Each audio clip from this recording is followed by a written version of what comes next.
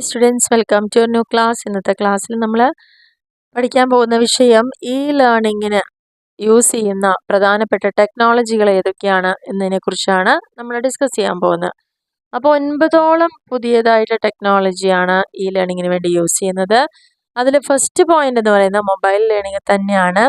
Mobile learning എന്താണെന്നുള്ള അറിയാലോ. ഓരോ വ്യക്തികളും മൊബൈൽ യൂസ് ചെയ്തുകൊണ്ട് educational content personal pocket device use PDSO അല്ലെങ്കിൽ സ്മാർട്ട് ഫോൺസോ മൊബൈൽ ഫോണോ യൂസ് ചെയ്തുകൊണ്ട് പഠിക്കുക, അതിനാണ് മൊബൈൽ ലേണിംഗ് എന്ന് പറയുന്നത്. അപ്പോൾ ഈ മൊബൈൽ ലേണിംഗ് ആപ്പുകൾ ആർ ഓൾസോ ഗ്രേറ്റ് സോഴ്സ്. ഇത്തരത്തിലുള്ള ഒരു ലേണിങ്ങിന് ഏറ്റവും ഉതകുന്ന ഒരു സമ്പ്രദായം അതിൻ്റെ ലേണിംഗ് ആപ്പുകൾ തന്നെയാണ്. അതിലവർക്ക് വളരെയധികം റോളുകളുണ്ട്. അപ്പോൾ മൊബൈൽ ഫോണും ഒരു നല്ല ബെസ്റ്റ് പ്ലാറ്റ്ഫോം തന്നെയാണ് ഈ ലേണിങ്ങിന്. എന്തുകൊണ്ടാണ്? പൊട്ടൻഷ്യൽ ടു റീച്ച് മാസസ്, ഒരുപാട് ആളുകളിലേക്ക് ഒരേ സമയം എത്താൻ സാധിക്കുക, ക്യാരിഡ് ഓൾ ദ ടൈം, നമുക്ക് എവിടെ പോകുമ്പോൾ നമ്മുടെ കയ്യിൽ വെക്കാൻ പറ്റുക, എളുപ്പത്തിൽ യൂസ് ചെയ്യാൻ പറ്റുക, എന്നാൽ വളരെ ചിലവ് കുറഞ്ഞൊരു മാർഗം കൂടിയാണ്. അപ്പോൾ ഈ ലേണിങ്ങിൻ്റെ ആദ്യത്തെ ഒരു മേജർ ടെക്നോളജി മൊബൈൽ ലേണിംഗ് ആണ്. ഇനി നമുക്ക് രണ്ടാമത് പറയുന്നതിന് എന്ത് പറയുന്ന മൈക്രോ ലേണിംഗ് എന്ന് പറയുന്നത്. എന്താണ് micro learning? It involves learning smaller steps. ഇതിൽ പ്രധാനമായിട്ട് ചെറിയ സ്റ്റെപ്പ് യൂസ് ചെയ്തുകൊണ്ട് and goes hand in hand, കൈകോർത്ത് ചേർത്ത് ട്രഡീഷണലായിട്ട് ഈ ലേണിംഗ് ചെയ്യാം. അപ്പോൾ ഈ മൈക്രോ ലേണിങ്ങിൻ്റെ ബേസ് എന്ന് പറയുന്നത് ഷോർട്ട് ടേം ആയിട്ടുള്ള ലെസൺസും പ്രൊജക്ട്സും കോഴ്സ് വർക്കുകളൊക്കെ ഡിസൈൻ ചെയ്യാം. അതായത് സ്റ്റുഡൻറ്റ് വിത്ത് ബിറ്റ്സ് ഓഫ് ഇൻഫർമേഷനെ നമ്മൾ വളരെ ചെറിയ ബിറ്റുകളാക്കിയിട്ട് അവരിലേക്ക് എത്തിച്ചു കൊടുക്കുക എന്നുള്ളതാണ് പറയുന്നത്. Rather than trying to teach a student about broad subject. അപ്പോൾ ഒരു മൈക്രോ ലേണിംഗ് എന്ന് പറയുമ്പം ഒരു ടോപ്പിക്കിനെ കുറിച്ച് വൈഡായിട്ട് പഠിക്കുന്നതിന് പകരം എല്ലാം ഉൾക്കൊണ്ടുകൊണ്ട് എത്രയ്ക്ക് ചുരുക്കാൻ പറ്റുമോ അത്രയും ചുരുക്കിയെടുക്കുന്നതിന് മൈക്രോ ലേണിംഗ് എന്ന് പറയുന്നത്.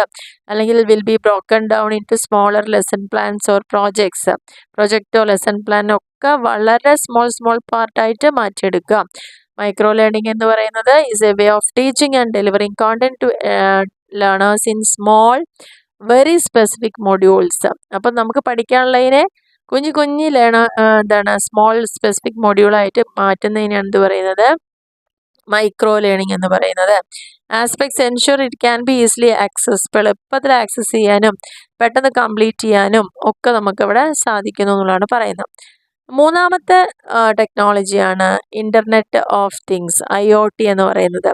It refers to ever growing network of physical things or objects. Physical തിങ്സോ അല്ലെങ്കിൽ ഒബ്ജക്ട്സോ, നമ്മുടെ ചുറ്റുമുള്ള ഫിസിക്കൽ ഒബ്ജക്ട്സോ തിങ്സോ യൂസ് ചെയ്തുകൊണ്ട് പഠിക്കാം.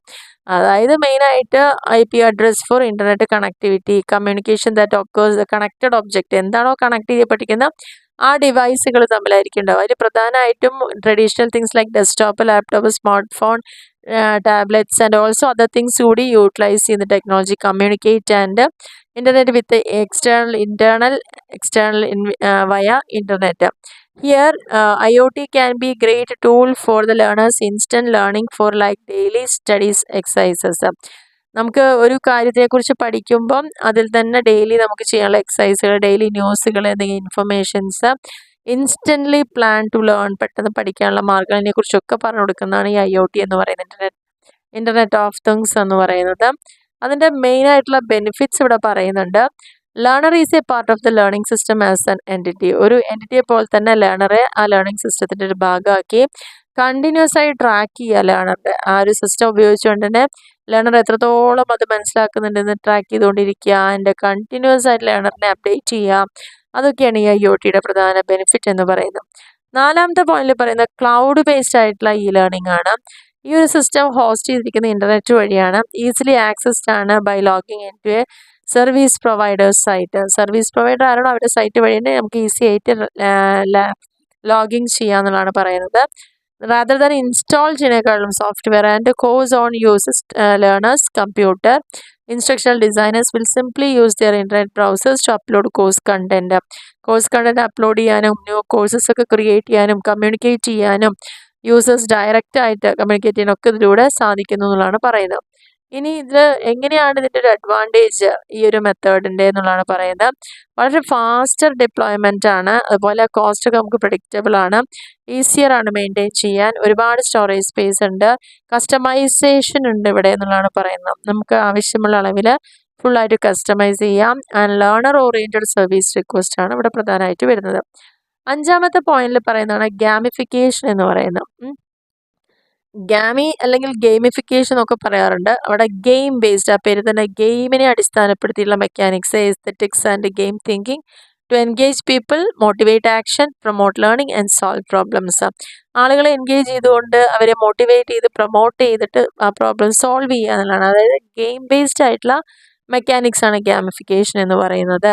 ഇനി children can benefit more from this kind of E learning. ഇവിടെ ഏറ്റവും കൂടുതൽ അതിൻ്റെ ഉപയോഗം വരുന്നത് ആർക്കാ? കുട്ടികൾക്കൊക്കെയാണ് ഈ learning, because the create interest in them. ഇങ്ങനെ ഒരു ഗെയിമിലൂടെ ചെയ്യുമ്പോൾ അവർ കൂടുതൽ ഇൻട്രസ്റ്റ് ഉണ്ടാവുകയും അതുപോലെ അവരുണ്ടാക്കാൻ ശ്രമിക്കുകയും അഗെയിൻ ആയിട്ട് ഒരു ലോങ് ടൈമിലേക്ക് ഇത്തരം കാര്യങ്ങൾ ചെയ്യും എന്നുള്ളതാണ് പറയുന്നത്. അപ്പോൾ ഓൺലൈൻ ലേണേഴ്സിനെ സംബന്ധിച്ചോളം അവർക്ക് നോളജ് അക്വയർ ചെയ്യാൻ മാത്രമല്ല, കുറച്ചുകൂടി ഇഫക്റ്റീവായിട്ട് അവരെ സ്കിൽ എൻഹാൻസ് ചെയ്യാനൊക്കെ സാധിക്കുന്നുണ്ട്. അതിൻ്റെ ഇമ്പോർട്ടൻറ്റ് ബെനിഫിറ്റ് പറയുന്നുണ്ട്. ബെറ്റർ ലേണിംഗ് എക്സ്പീരിയൻസ്, നല്ലൊരു അനുഭവജ്ഞ ഉണ്ടാവുക.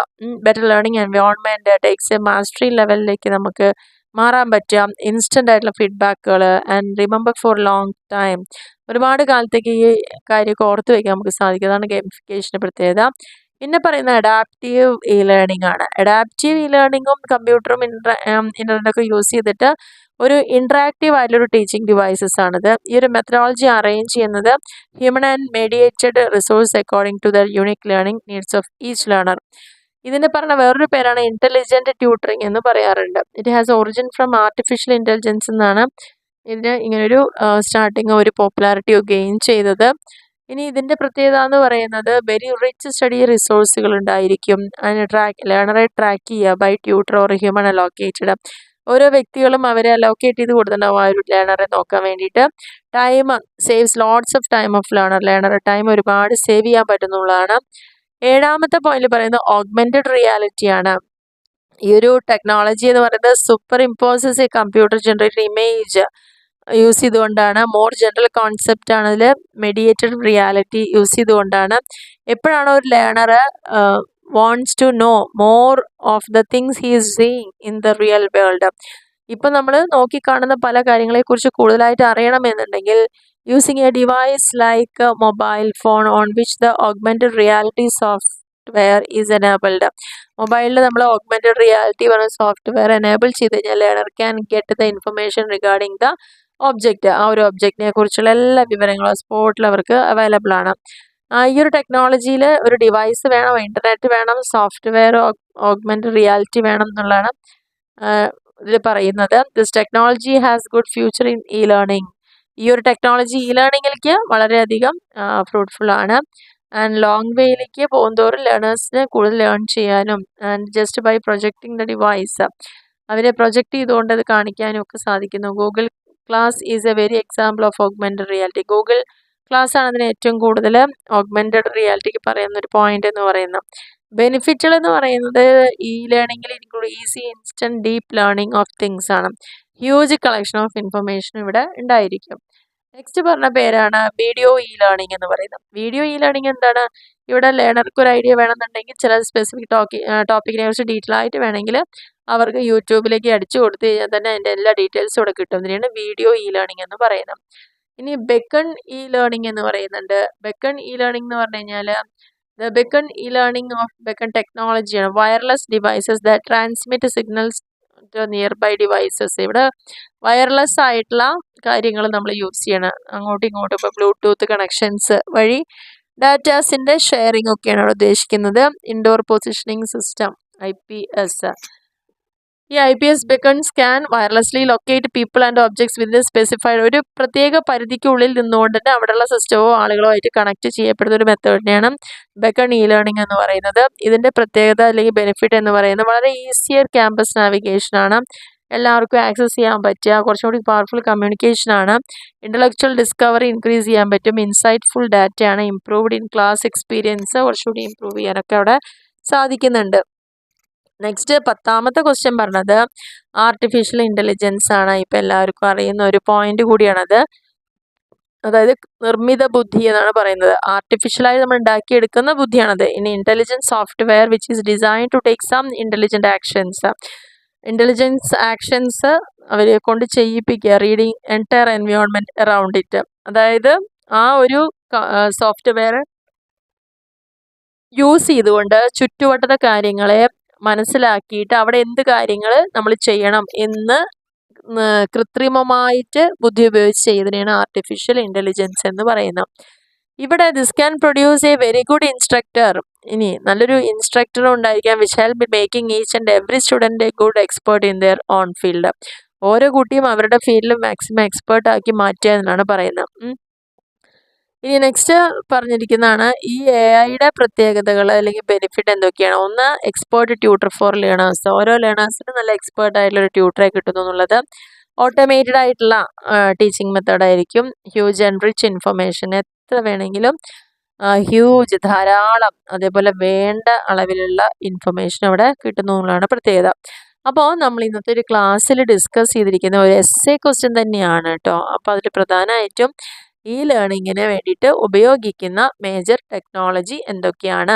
ഇന്നത്തെ കാലത്ത് നമ്മൾ ഉപയോഗിക്കുന്ന മൊബൈൽ ഫോൺ യൂസ് ചെയ്യുന്നുണ്ട്, അതേപോലെ തന്നെ മൈക്രോ ലേണിംഗ് ഉണ്ട്, ഇൻ്റർനെറ്റ് ഓഫ് തിങ്സ് IoT ഉണ്ട്, ക്ലൗഡ് ബേസ്ഡ് ആയിട്ടുള്ള ഈ ലേണിംഗ് ഉണ്ട്, ആൻഡ് ഗെയിമിഫിക്കേഷൻ ഉണ്ട്, ആൻഡ് നെക്സ്റ്റ് പോയിന്റിൽ അഡാപ്റ്റീവ് ഈ ലേണിംഗ് വരുന്നുണ്ട്. പിന്നെ പറഞ്ഞിരിക്കുന്നത് നമുക്ക് ഓഗ്മെൻറ്റഡ് റിയാലിറ്റി, വീഡിയോ ഈ ലേണിംഗ്, ബെക്കൺ ഈ ലേണിംഗ്, ആർട്ടിഫിഷ്യൽ ഇൻ്റലിജൻസ്, അങ്ങനെ 10 പുതിയ ടെക്നോളജിയാണ് ഈ ലേണിങ്ങിൽ യൂസ് ചെയ്തുകൊണ്ടിരിക്കുന്നത് എന്നുള്ളതാണ് പറയുന്നത്. അപ്പോൾ നിങ്ങൾക്ക് ഈ ഒരു വീഡിയോ വളരെ ക്ലിയർ ആയിട്ട് മനസ്സിലായിട്ടുണ്ടാവുമെന്ന് വിചാരിക്കുന്നു. അപ്പോൾ തീർച്ചയായിട്ടും വീഡിയോ ഇഷ്ടപ്പെടുകയാണെങ്കിൽ ലൈക്ക് ചെയ്യാനും ഒന്ന് ഫ്രണ്ട്സിലേക്കൊക്കെ ഒന്ന് ഷെയർ ചെയ്ത് കൊടുക്കാനും മറക്കരുത്. സബ്സ്ക്രൈബ് ചെയ്യാത്ത ആളുകളുണ്ടെങ്കിൽ തീർച്ചയായിട്ടും ഒന്ന് സബ്സ്ക്രൈബ് ചെയ്യുക, സപ്പോർട്ട് ചെയ്യുക. ഓക്കെ, തേർഡ് സെമ്മിൻ്റെ എക്സാം എല്ലാം വരുന്നുണ്ട്. അപ്പോൾ എക്സാമിന് ഓൾമോസ്റ്റ് എല്ലാ സബ്ജക്റ്റുകളും നമ്മൾ ഇട്ടിട്ടുണ്ട്. അപ്പോൾ ആ ഒരു സബ്ജക്റ്റുകളെല്ലാം ഒന്ന് നോക്കുക, അപ്പോഴേക്കും തന്നെ ബാക്കിയുള്ളതും കൂടിയിട്ട് കംപ്ലീറ്റ് ചെയ്യാം എക്സാമിന് മുന്നേ തന്നെ. അതേപോലെ തന്നെ ഇമ്പോർട്ടൻ്റ് ആയിട്ടുള്ള ക്വസ്റ്റ്യൻ പേപ്പർ ഡിസ്കഷനും കാര്യങ്ങളും ഒക്കെ ചെയ്യുന്നുണ്ട്. എല്ലാവരും ചാനലിലെ പ്ലേലിസ്റ്റ് ഒന്ന് നോക്കിയിട്ട് നിങ്ങൾക്ക് വേണ്ട സെപ്പറേറ്റ് സബ്ജക്റ്റിൽ എടുത്ത് നോക്കിക്കോളുക. എന്തെങ്കിലും ഡൗട്ട്സ് ഉണ്ടെങ്കിൽ നിങ്ങൾക്ക് കമൻറ്റ് ചെയ്യാവുന്നതാണ്. Okay, thank